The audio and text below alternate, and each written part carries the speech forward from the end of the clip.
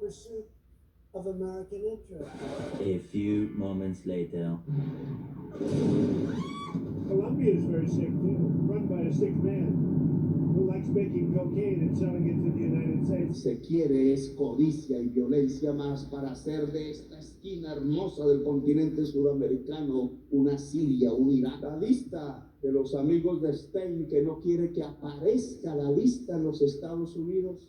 Cuba looks like it's ready to fall. I remain deeply concerned that rules of international law have not been respected with regard to the 3 January military action. Yes, the president of peace at it again, this time talking threateningly about Mexico, while his war hawk yes men speak about Cuba like it was something to be acquired in a game of Monopoly. Could have done it. And as to this commander-in-chief, he did something people talked about doing. You just wait for Cuba. In our backyard, we're going to have allies in these countries doing business with America, not narco-terrorist dictators killing Americans. This is a big frigging day. And everybody in the world is thinking differently than they were just a few days ago because of what you did.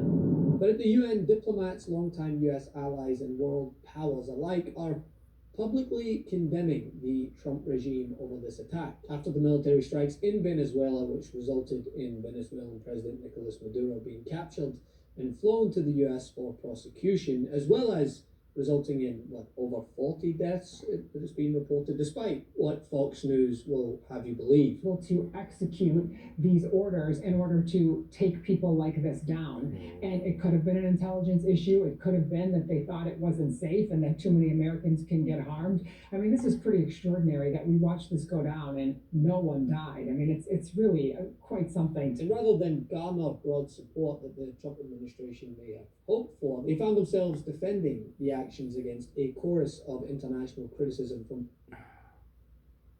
It's all lies. No one died. It's all lies. Lies, folks. both I'm back again. Time to do my videos now. For a while. And Trump did invade Venezuala, and it seems like their plan is to, crazy, attack Cuba, Mexico,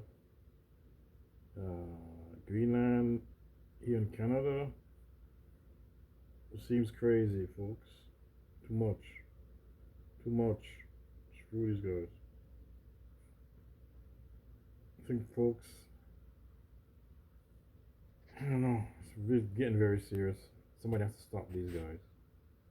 I mean, and people might, maybe nations will stop these guys. This is crazy. This is their so-called imperialism. I mean, this is crazy, folks. Allies and adversaries alike. But that is, of course, also before letting everyone in on the not so well kept secret. In fact, they're just openly boasting about it, how the oil companies were informed about an act of war before it happened, and Congress was not. Yes. Before and after. And they want to go in, and they're going to do a great job for the people of Venezuela. And they're going to represent us well. An emergency session of the UN Security Council was convened, and what happened there tells you a lot about how the world is now seeing the United States. Representatives from countries including Brazil, Mexico, and Colombia denounced the US intervention as a, quote, crime of aggression and a violation of Venezuela's sovereignty. Mr. President, the unilateral military strikes carried out by the United States of America against Venezuela and the abduction of President Nicolas Maduro and his spouse from Venezuelan territory for transfer to the United States wantonly violates the sovereignty and territorial integrity and independence of Venezuela.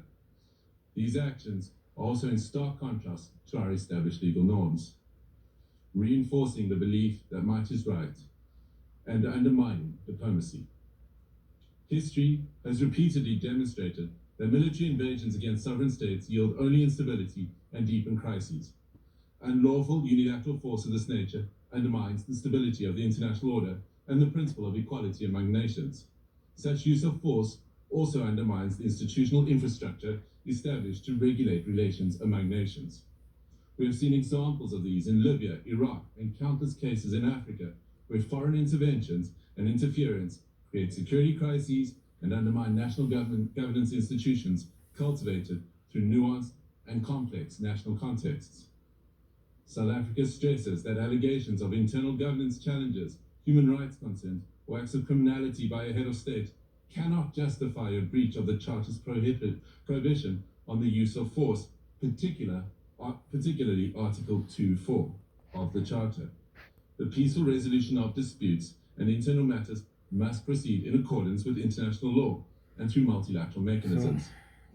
Additionally, under international law, a state has exclusive say one thing, folks. This is all coming to play. Like these guys are serious. These guys are serious, folks. They're gonna invade. Oh my God, I think they're serious. So we need to really think what to do. People need to think what they're gonna do. I mean, if he starts invading, say Canada, you really think you're gonna have a plan what to do? I mean, even yourself, people, individuals have to have a plan what they're gonna do. I mean, some kind of escape plan or what? Are we gonna fight? I guess the government's gonna fight, but I don't know. Seems like Mr. Carney, because he doesn't condemn, he didn't condemn the thing with the takeover of Venezuela like he should have. Mr. Carney, and then Mr. Pierre is praising Trump. But at least the NDPs come down and criticize this action. We need to think what to do. I mean, what's the next step the country's gonna do? I mean, is it gonna be a defensive force? There's gotta be. It's gonna be actual war, like fighting. There's gonna be actually fighting. I mean, there's gonna be I guess the Denmark's gonna defend themselves, right? And they're part of NATO too, so I guess they're gonna be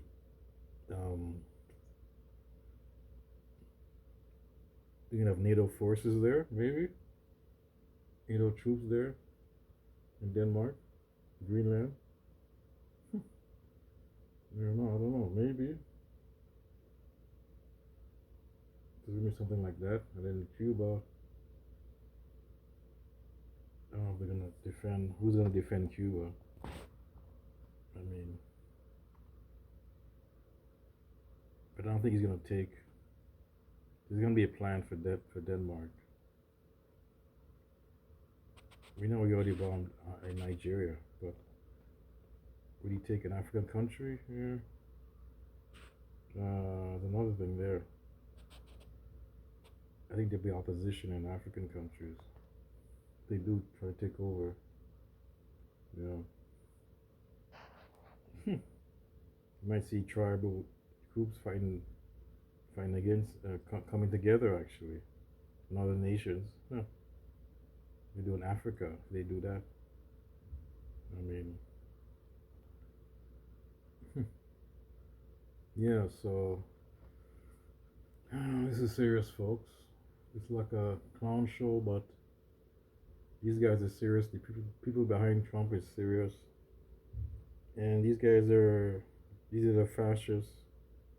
These imperialists, fascists are taking over, and I mean, it's like a mindset. White supremacists.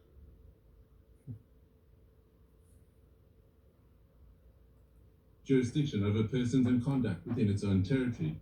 Any enforcement of domestic law, including arrest by one state within the territory of another state without the state's consent, is an unlawful violation of sovereignty.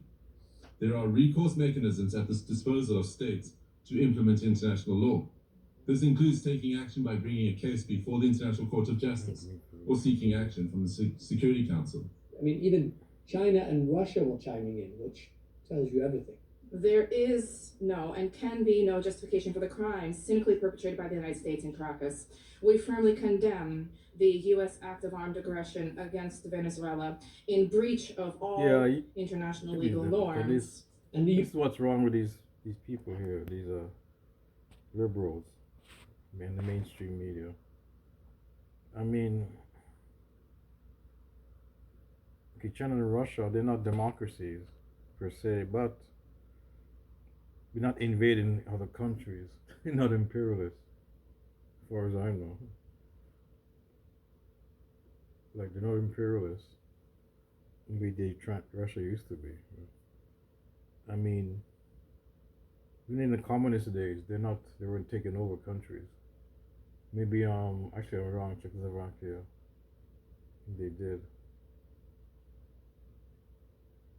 The Eastern Bloc countries, maybe they didn't, yeah. But as far as I know, any other, in Afghanistan, but they're not gonna, but but it was, but those countries are like,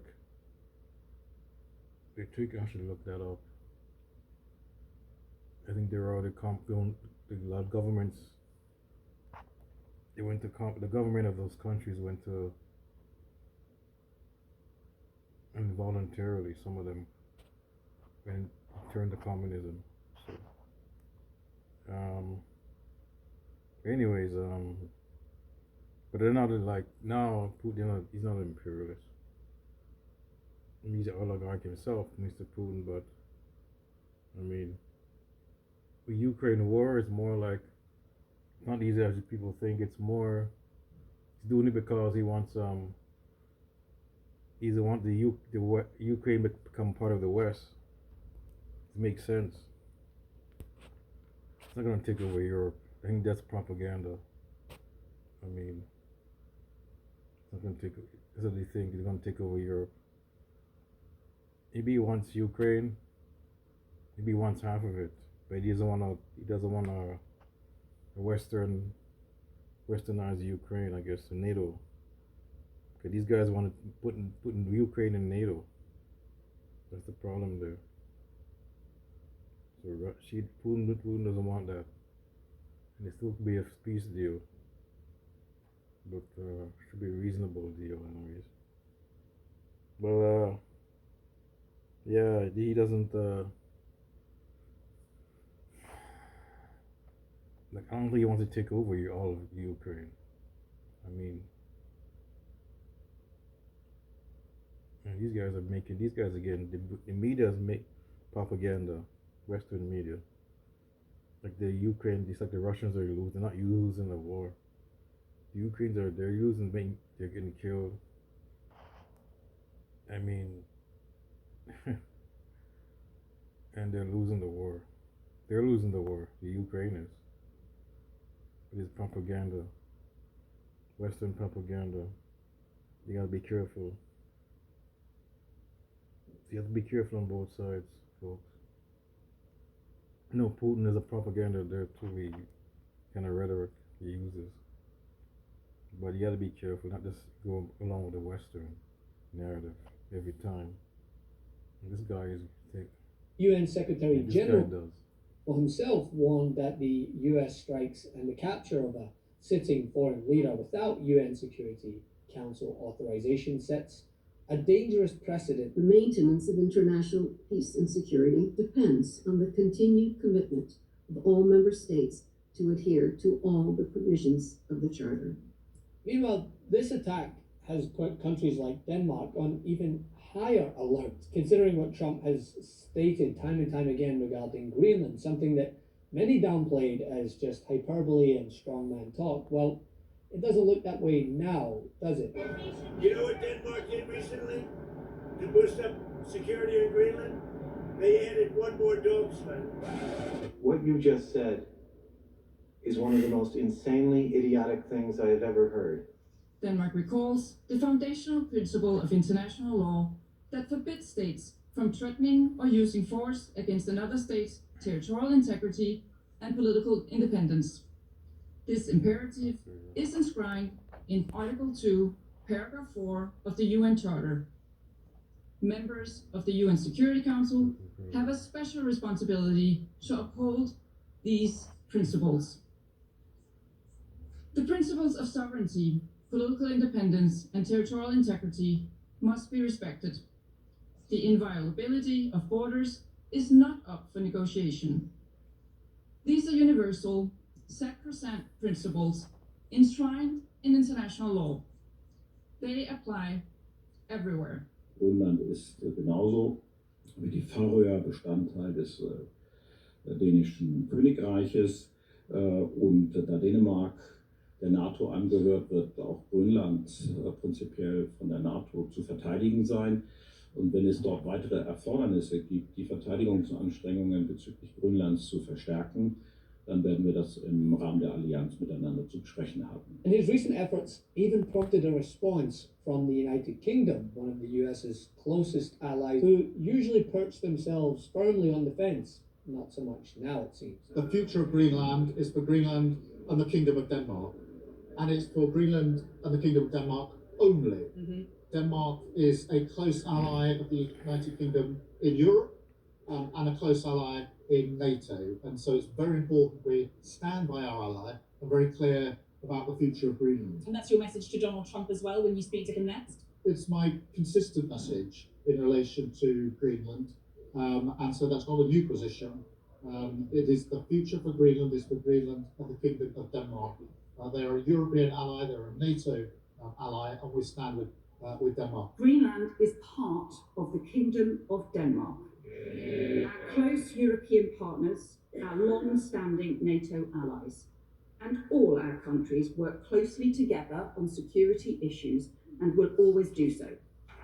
The future of Greenland is a matter for the Greenlanders and Danes and no one else. I commend this statement to the House. See, Trump's aggressive strategy has united a wide swath of the international community. What was framed as an enforcement operation has instead spotlighted an enormous amount of questions regarding sovereignty, legality, and the respect for international norms. And it's not just a cause for concern at the UN. If you look at how the American people feel, they're not buying the snake oil or the oil in general that the president is willing to send more soldiers to die to obtain. Yeah, I'd be really surprised if this turns out to be a positive for Donald Trump, or at least support for this operation. Why? U.S. military asking Venezuela's president beforehand. Look at this. 47% opposed, just 21% of Americans favored. The unsure was higher than the favored, 29% versus 21%. And get this, just 39% of Republicans favored. People are saying, oh, this could be a wag the dog moment. I have to ask, which dog are they wagging the tail of? Love this video? Support independent media and unlock exclusive content, ad-free videos, and custom. Folks, you want to shoot with me, folks? Let's see.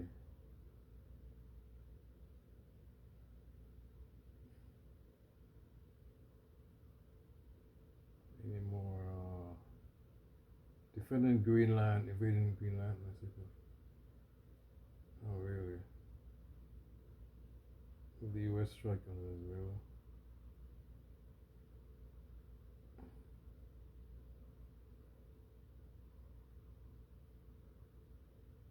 Oh, Canada.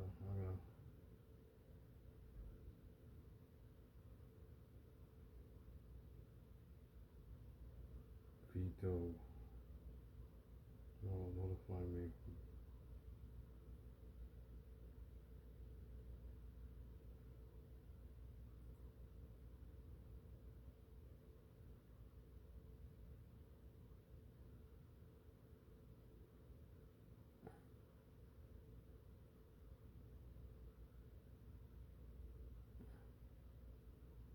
See, folks.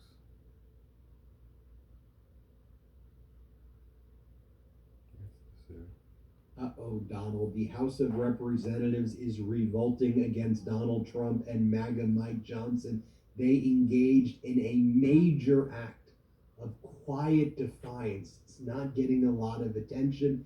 It will in this coming week, but on Friday, again, very quietly, the House of Representatives, via a unanimous consent motion, agreed to take up Donald Trump's 2 vetoes that he issued recently. And the unstated reason why the House of Representatives is taking this up is to override Donald Trump's vetoes. Let me remind you what Donald Trump vetoed. Let me explain to you what the House is doing. I'll explain to you why MAGA Mike right now is showing a lot of weakness and what we can expect to happen when the House comes back into session, including the fact that there will be a vote in the House of Representatives to extend the Affordable Care Act subsidies for 3 years, something that MAGA Mike has also tried to avoid. So let me just share with you again. This was very quietly done. It was posted on the House Press Gallery social media account, but it didn't get a lot of reposts. Here's what they wrote on the House Press Gallery account. The clerk read a veto message from the president regarding H.R. 131, finished the Arkansas Valley Conduit Act, and H.R. 504, the Miccosukee Reserved Area Amendments Act. Then, shortly thereafter, the House Press Gallery posted, the chair asked for unanimous consent to consider veto messages for H.R. 131 and H.R. 504 to take place on January 8th, 2026. Agreed to without objection. So what's going to take place? What that really means, the House will consider overriding Donald Trump's 2 vetoes. These were 2 despicable vetoes by Donald Trump. One's been getting more attention. The one that's been getting more attention is H.R. 131, finished the Arkansas Valley Conduit Act. That was the act that was sponsored by Lauren Boebert. It was a bipartisan bill to provide clean water to at least 50,000 people in Colorado. You know, that Colorado water based on the environment. You folks, this is about the House, something else, some kind of bill he vetoed in the House. I'm gonna go on. I'm gonna see any more thing on the war. Let me see Venezuela next time. See what MS now would say. What exactly, what precisely does it mean to any of us, to anyone, to run Venezuela?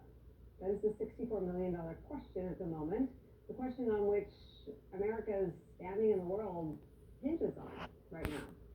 That's after the Trump administration launched a raid capturing Venezuelan President Nicolas Maduro and his wife and brought them to the United States to face criminal charges. Maduro and his wife were arraigned in New York City today on counts of drug trafficking and other crimes.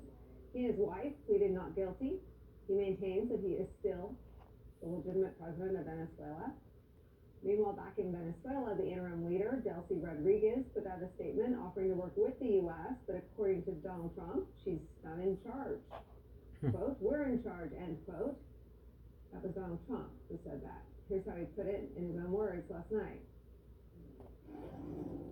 Don't ask me who's in charge because I'll give you an answer and it'll be very controversial. What does that mean? We're in charge. We're in charge. Trump is in We're in charge. That's crazy. This is madness, folks. This is pure. This is unbelievable. Well, how could this is because of people voted this guy in, and people are saying that they're doing people are saying that they're the same. Kamala Harris, the same as Donald Trump. You would think she'd vote, she'd they would all take over Greenland. They might have. They tried. Well, they probably do the old-fashioned way. If they want Maduro out, I mean, trying to set up a CIA coup on the ground, and some undercover people in the government in the undercover Venezuela. People will sell them out actually. They probably have that. You know what I mean? Instead of doing an invasion, killing people. I mean,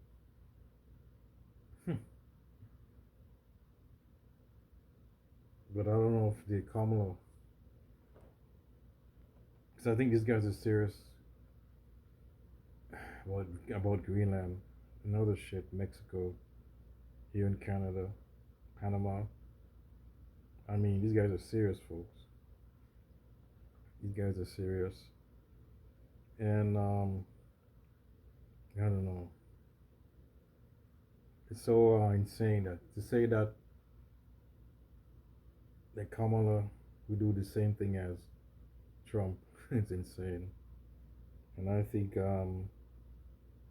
even Biden, I think definitely Biden would like do something to like, I don't think he's not a fan of Maduro, Mr. Biden. I know that. But I don't think Kamala wouldn't have. She wouldn't have took him out. I mean, I don't think they were. You know what I mean? Yeah. Well, she said she will have the fighters. She have the greatest fighting force. I think they would do. They do more to the Middle East. That's what I think they would have done. Interested in. Maybe Iran. They probably would do a regime change. Believe it or not. But they wouldn't be an invasion.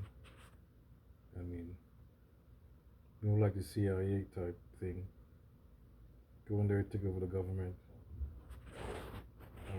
Sellouts, undercover people. I mean, but no, I don't think they would have take over Venezuela.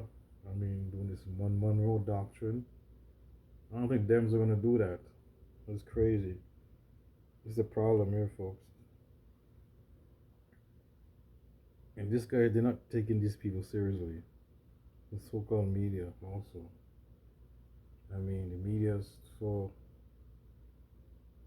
like they're not challenging him, their lies, and they're not taking him seriously.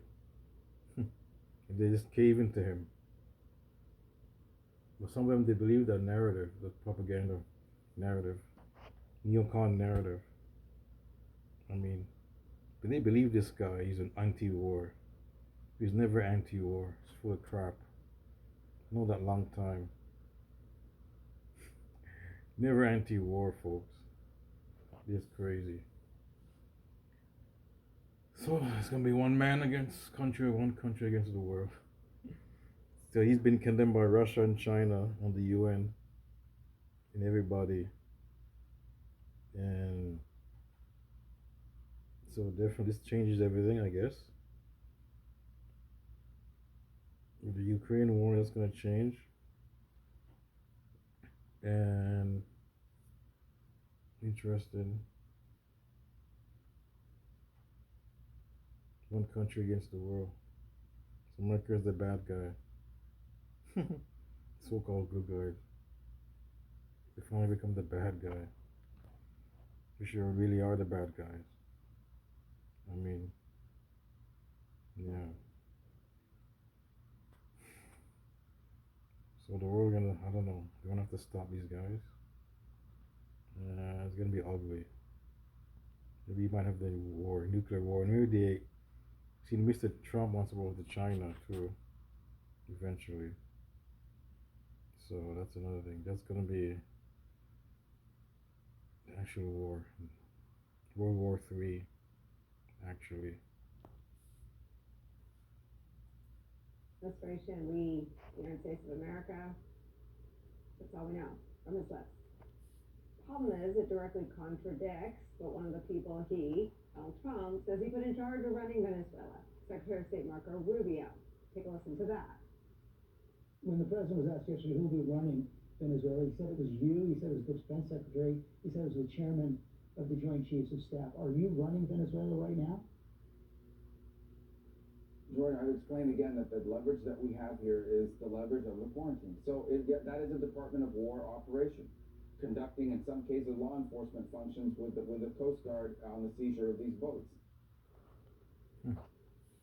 Wolf coined the phrase hot potato. He said, not me. I'm not running it. The Department of War is running it. It was a law enforcement operation. That's DOJ, last time I checked. Yeah. So it sounds like he's hoping to pressure Venezuela then into doing what Donald Trump wants Venezuela to do by blockading its oil and resources. He used the word coercion.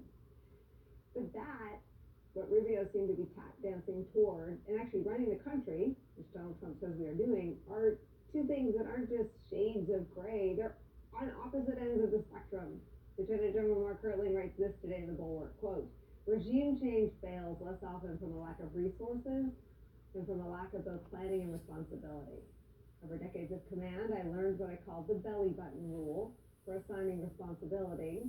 When a task is truly hard, complex, risky, politically sensitive, or strategically consequential, a senior leader in government, business, or on the battlefield must be able to point to one person and say, you are in charge. One person, one belly button. Every serious operation requires three things to be unmistakably clear. What must be done, by when or under what conditions, and who is in overall charge of making that happen. None of those three things are clear right now. Not who is in charge, not the timeline, not even the objective. And running Venezuela may, frankly, be an impossible thing for us to do. That's according to the guy who Donald Trump put in charge of his Venezuela policy last time. Here's a guy who had that job, his former envoy, Elliot Abrams. The United States cannot run Venezuela. The worst thing that we could do, and we may be doing it actually, is to make some kind of deal with the regime's remnants, with the Vice President, Delcy Rodriguez, and leave her and the regime in place, except for maybe a change on oil policy. That's conceivable, but that's not our running Venezuela. That's the Maduro regime running Venezuela without Maduro. Mm-hmm.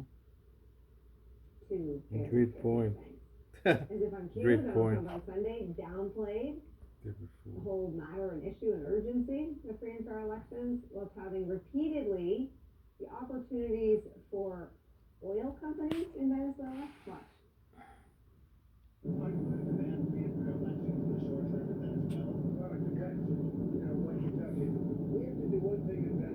First of all, there's a dispute that there were free and fair elections. So I don't believe that. I mean, so-called rigged elections.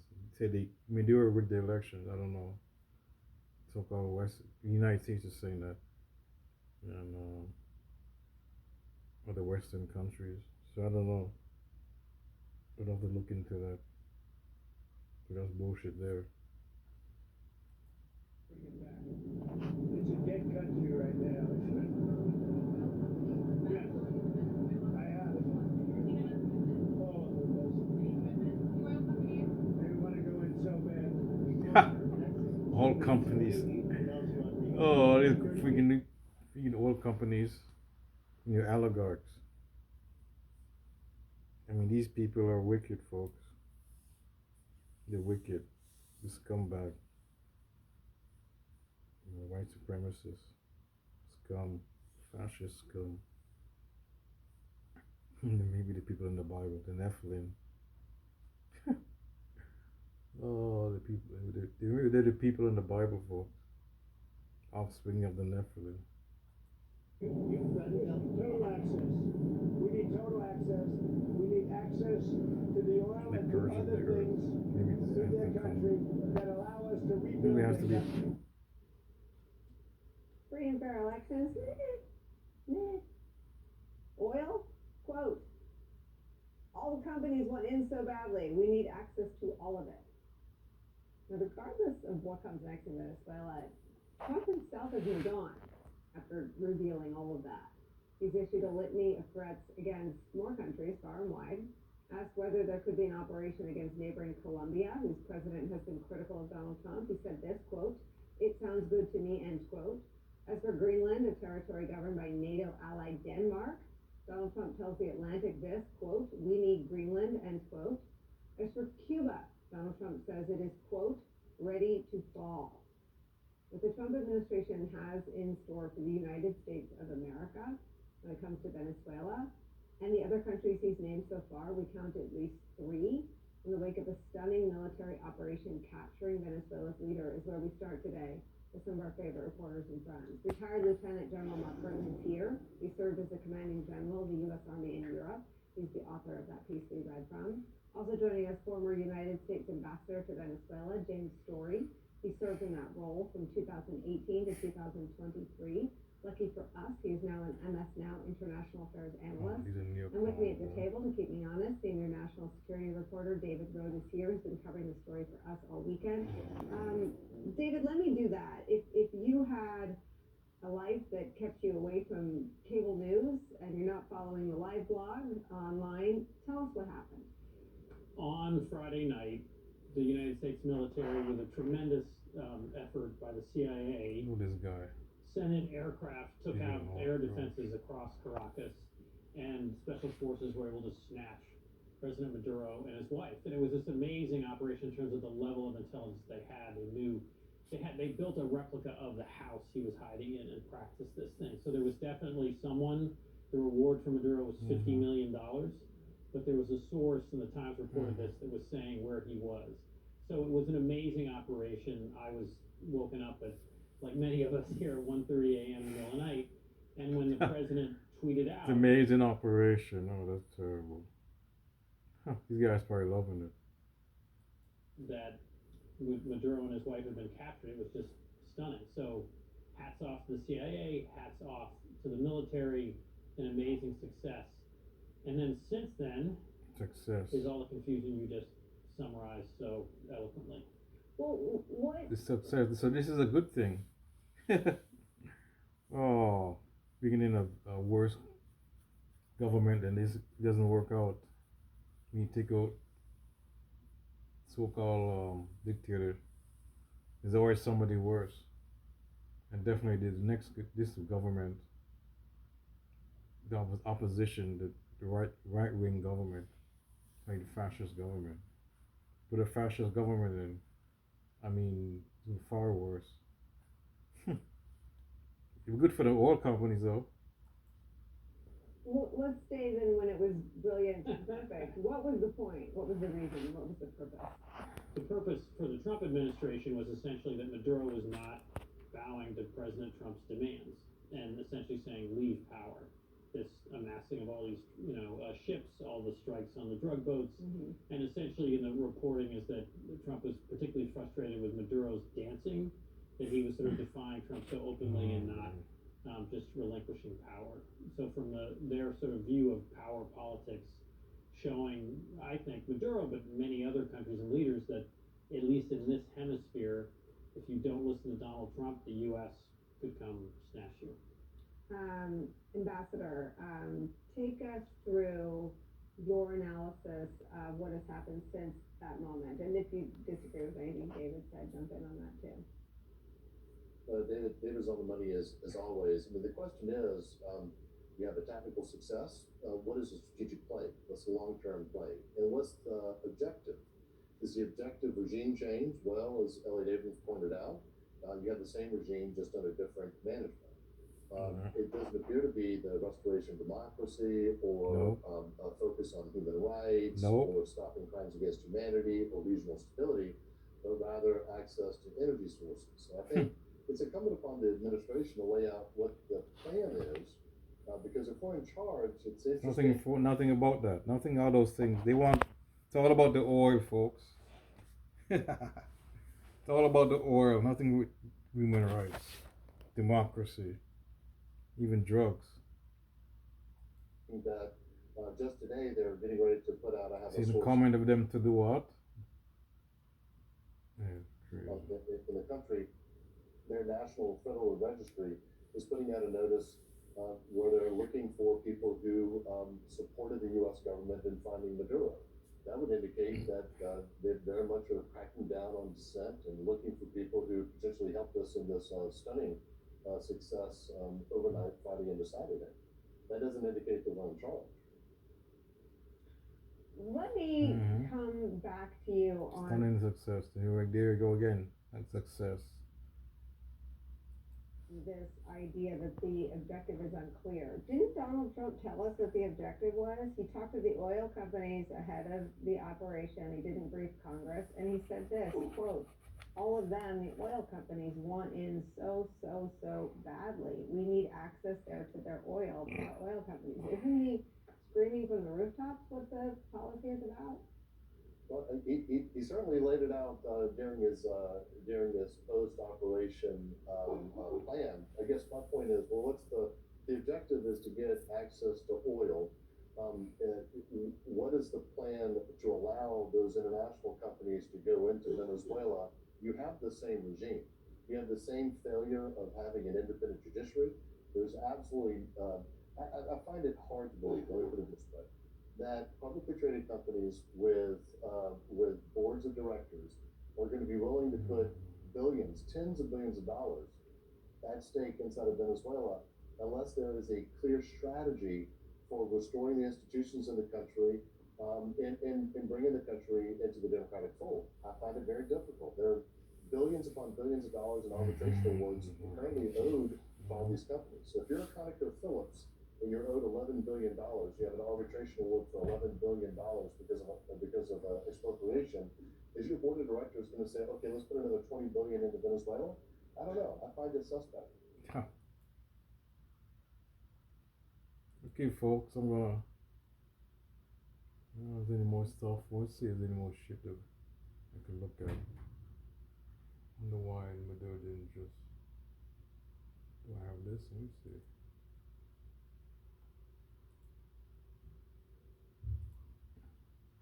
Look at this, folks. Good morning. It's Sunday, January the 4th, one day after the United States arrested Nicolas Maduro and his wife. Yesterday, around this time, we were learning the details of a U.S. military mission involving 150 aircraft, Delta Force soldiers, and an FBI sounds outreach in team. there. They executed strikes across the Venezuelan capital, I see Mado's sound hitting military bases. A Venezuelan official who spoke to the New York Times on the condition of anonymity. Let me see Mado's sound. Yesterday, that's tricky too. Because in a televised address to the Venezuelan nation, Rodriguez said that Maduro was the country's only president and that the nation would, quote, not be anyone's colony. Joining me now is my friend Mehdi Hassan, longtime journalist and now CEO and editor-in-chief of The Tale. I don't even know where to start with you, Mehdi. There's so many things here. I guess I would start with the fact that U.S. presidents often obfuscate about what the real reason is for an invasion or a decapitation or something like that. At least Trump didn't do that. He didn't mention democracy at all during his press conference. He mentioned oil 25 times. Yeah, you're exactly right, Ali, and thanks for having me on. Happy New Year, though it feels weird as usual at the beginning of any year that Trump is in office. I would say that, you know, those of us who are old enough, you and I, to remember the Iraq War in 2003, people like myself who claimed that Bush and Cheney went into Iraq for oil, we were dismissed as conspiracy theorists. They said it was no, WMDs, Al-Qaeda, democracy. Trump isn't doing that. People who claim this isn't about oil just need to listen to Donald Trump speaking. Exactly. Or to speaking. They're all being very, or Stephen Miller, they're all being very open about this. That it is about oil. Donald Trump has been obsessed with Venezuela's oil for a decade now, as I outlined in a piece for Zateo yesterday. It's all about, I would say, power, and it's about stealing the resources of other countries on the planet, like they always do, like they used to do. So just they're going back to their old playbook, I guess. Stealing the earth, the resources of other, the indigenous people of the earth, and in other countries. That's all it is. They steal. They make their own shit. These people just I mean more general, I guess. And in the white powers, the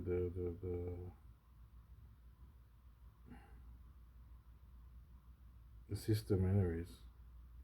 What I mean by white powers, white supremacy. They just take and make their own. They don't make nothing. I mean, if you look at it, I mean, eventually, you really look at it. Steal their own, make their own, steal their resources and people's discoveries, and make it their own. We're doing this for centuries. I mean, sure they have discoveries of their own, but they stole a lot of stuff, and they're doing it right now. Going back to their old playbook. I mean, I'm being generalizing, but this is Donald Trump. He said he's going back to the playbook.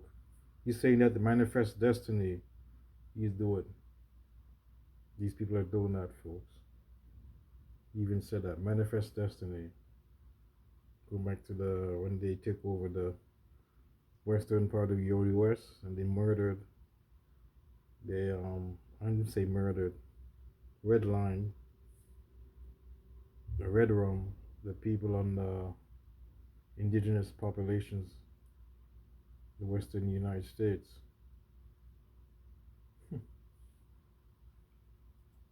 Today, Andy McCabe, who was the deputy director of the FBI, wrote a memoir in 2019 where he said Trump had said at the time in his first term, why aren't we invading Venezuela? They're the country with all the oil. So he's been obsessed with oil in Venezuela since his first term. He hasn't hidden it, as you pointed out, with all those references yesterday. It's actually outrageous. This is 19th century imperial plunder to say we're going to go into another country and we're going to That's what it is. Which is a phrase he used for Iraq. Exactly. He also said that it will pay It's for imperialism, folks. It never ended.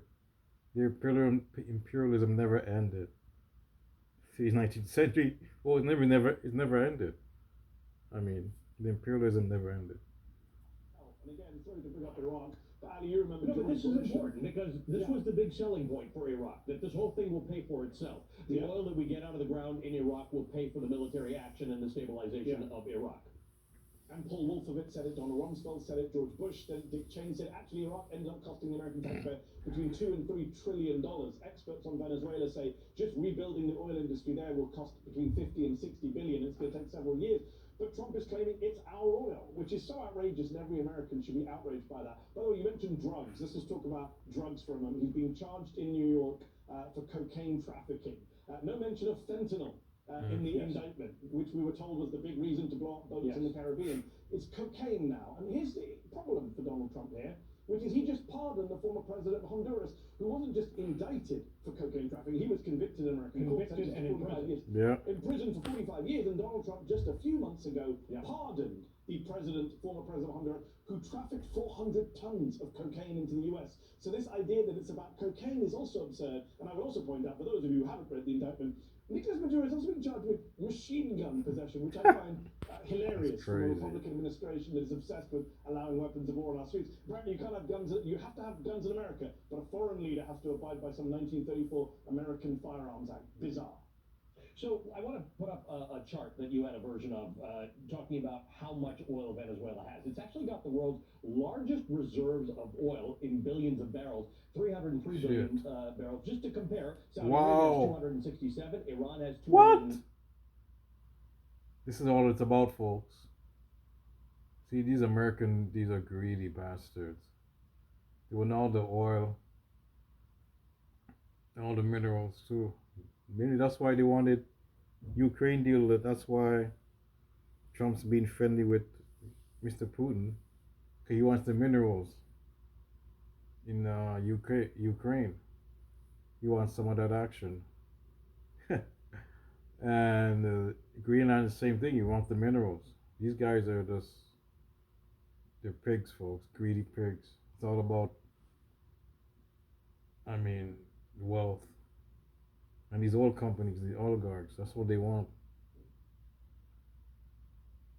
With Peter Thiel and what's his name, J.D. Vance. About that goof, and Elon Musk. It's all for them and these oligarchs. 300. See, look at this. 45 billions of barrels. It's So wow, this is why, folks. Iraq has 145 billion barrels. America has 45 billion barrels. This is oil reserves. This is not readily available necessarily, but it's the oil available. This is important because the vice president, who is now apparently the acting president of Venezuela, has said we will be no one's colony. This chart is the history of American colonialism or British colonialism, right? It's that countries have resources. We don't really care about the status of your government or your good governance or democracy or freedom or liberty. We care about your stuff. Of course, and Donald Trump, the only difference between Donald Trump and his predecessors is that Trump is very open about it. He's very brazen about it. Exactly. He's unashamed about it. Look, all American presidents have allied with dictators. Going back to FDR meeting the Saudi king after World War II to do a deal with the Saudis over oil. The difference with Donald Trump is that he embraces MBS in a way that other American presidents might not praise. That's what I'm saying before.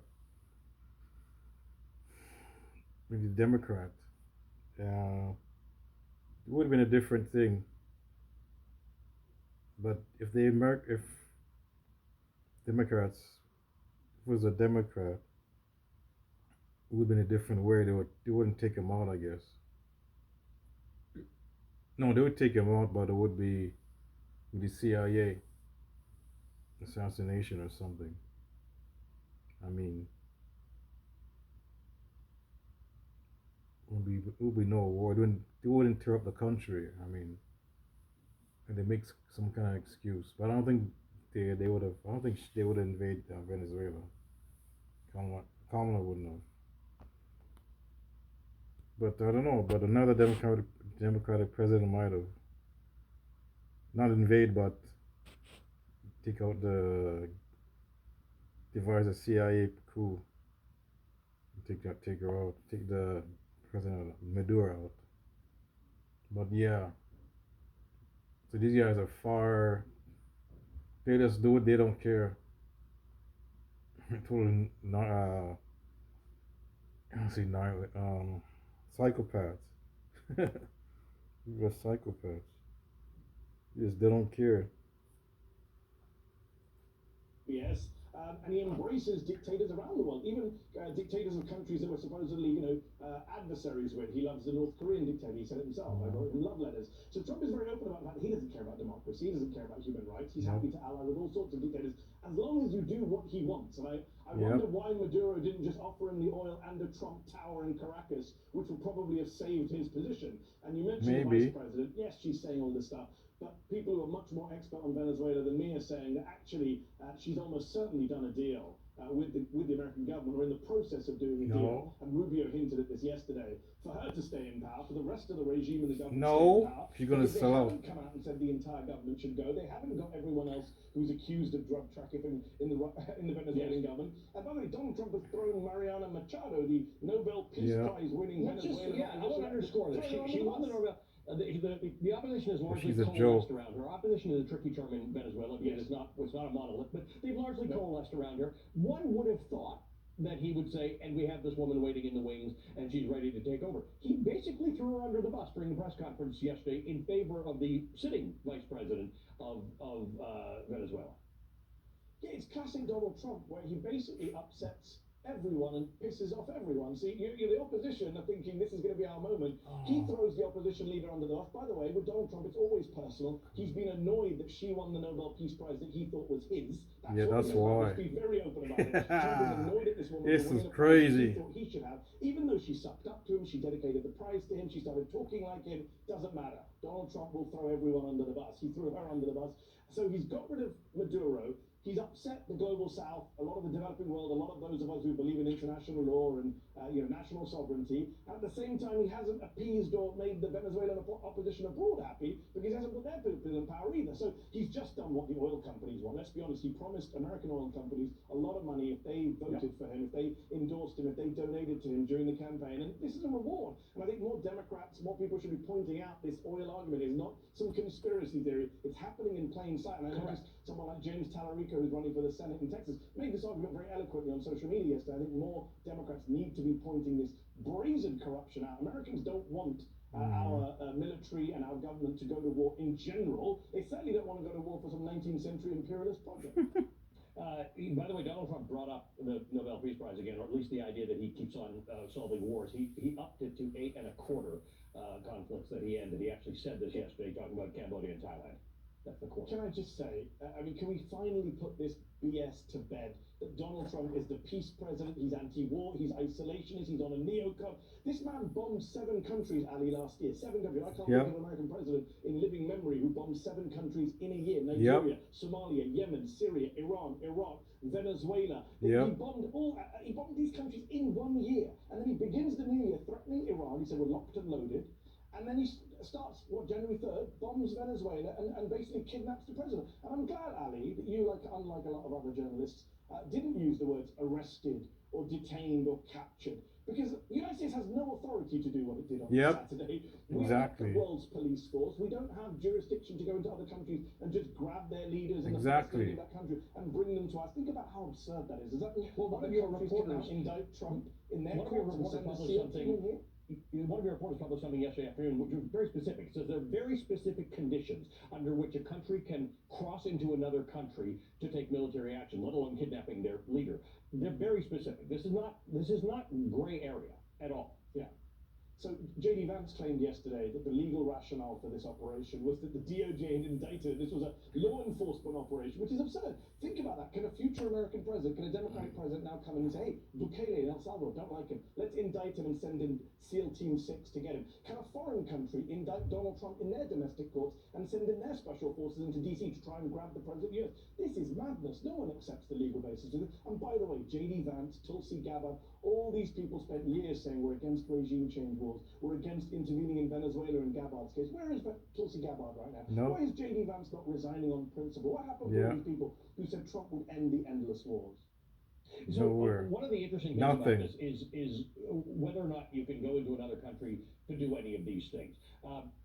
You point out that if you let this happen, there are real consequences to this. And you write about China and Taiwan. You said on Blue Sky. If Xi Jinping invaded Taiwan right now and toppled the president, on what grounds would the United States invaded Taiwan? This one again. Once again, I thought we had a one China policy. Isn't there a one China policy?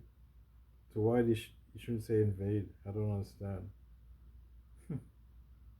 They shouldn't intervene if they did. Sorry. If China did, they should not intervene. Object or have any credibility these people, to say anything. I mean, and this is wrong. Oh, this is a bad take, folks. Xi Jinping invaded Taiwan right now and toppled the president there. On what grounds would the United States object? First of all, they're not going to invade Taiwan. There's some match if Taiwan did something crazy. And second, isn't Taiwan? I thought Taiwan was China. Isn't the one China policy? Isn't China's not truly independent? I don't understand the narrative the media puts out about Taiwan. So we have to defend Taiwan, the U.S., and start World War III, and understand. I mean, this is a problem. Nick was right with the so-called left, liberal left. I don't say liberal, the liberal, not the leftists actually. You know, leftists get it wrong. Mostly it's liberals. He's more of a liberal. I don't know if he's a leftist, like a progressive. Xi Jinping and his people must be studying this very closely to say, are they going to be able to say that we can't go into Taiwan? So, anyways, folks, I don't want to hear that Taiwan. Over the last year, burning down the post-war architecture of international law will have very real and damaging long-term consequences. It's almost done, folks. I'm going to end this now. Oh, it's nothing else. I'm going to end this, folks. Anyways, folks, what do you think? This long video, I got to come out with this. This is Trump taking over Venezuela. This is a big thing, folks. So I had to come out with this. I haven't done a post video in a while. What do you think of this, folks? And I'm out. Comment.